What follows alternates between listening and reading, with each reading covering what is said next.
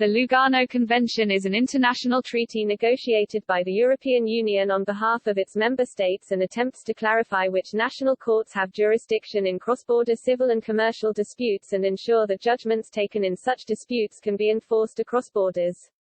Brexit has seen the UK drop out of the treaty, and although it reapplied to join in April 2020, the European Commission has recommended the EU deny the request, stating the bloc is not in a position to give its consent to UK accession.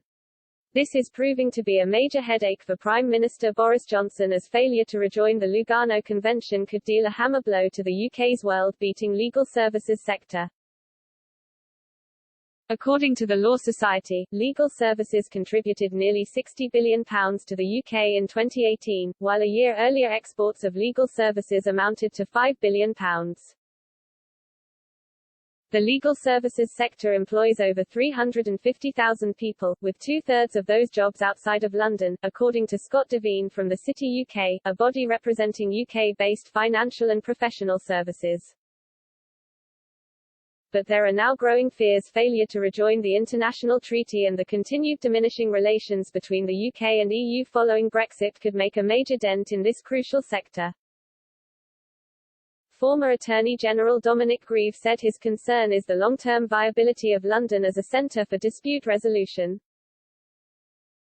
He added the longer this continues, the more potentially damaging it may become, because there's no doubt that the UK, when it was in the EU, was seen as the place of dispute resolution of choice for EU litigation of every conceivable kind.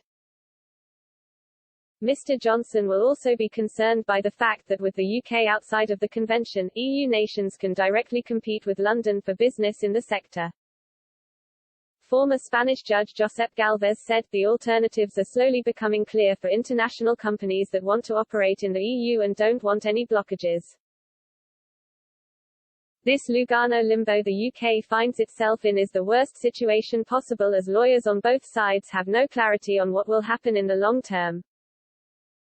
I think the EU wants to make the UK suffer and give EU jurisdictions the opportunity to take business from England.